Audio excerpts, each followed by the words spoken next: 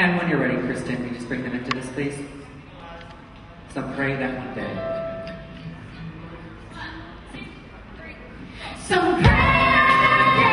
The part itself really just, I mean, this playing Venla has been a dream role for me for 2 years.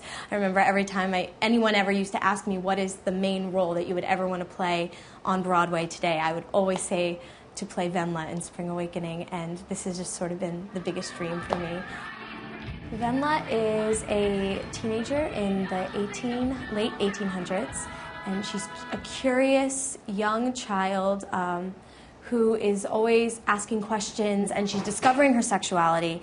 She's kind of more curious than the other girls around her are. Her sisters might have been more submissive, and her mother's kind of having some trouble dealing with this child who's always asking questions, always kind of pushing the limits, pushing the boundaries, wanting to know everything.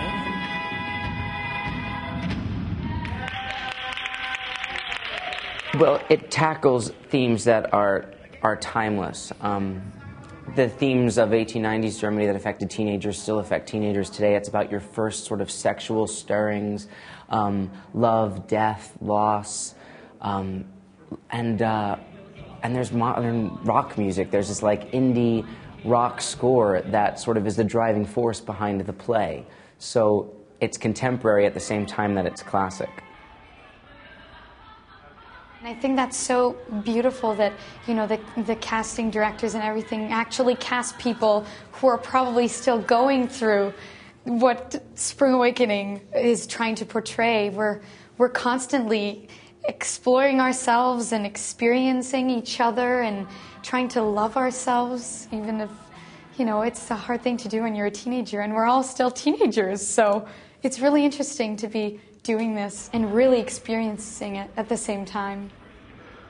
Well, Melchior is kind of the only teenager in the play that goes against the grain, that decides not to give in to the authority figures that are surrounding him. So he abides by their rules, but behind the scenes he's constantly questioning, you know, the things that are laid out in front of him. So he's constantly writing in his journal, creating theses and wondering. He's a very smart kid. He's you know, he's a 14-year-old, but he has the brain of, you know, someone who would become a great thinker. And so he's just an intelligent young boy who ends up in a little bit of trouble.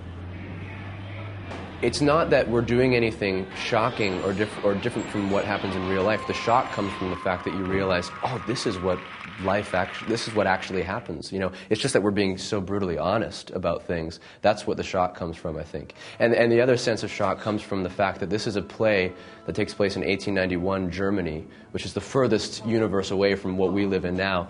But the ideas and the problems and the issues are exactly the same as what we're going through now as a society. And so it's shocking to sit there as a parent or as a kid or as a grandparent and realize, oh my God, we're going through that still in this world? You know, why? And so it brings up a lot of questions.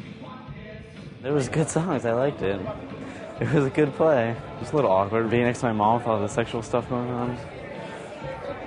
Did a lot of research before I decided to bring Zachary to the play, and on the website it talks about parents that have seen it and parent letters, people that wrote in about the play, and said it really opens up dialogue, communication with teenagers.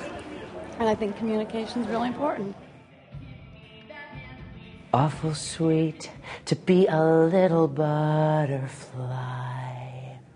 That's all I'm giving you. That's all I'm giving you.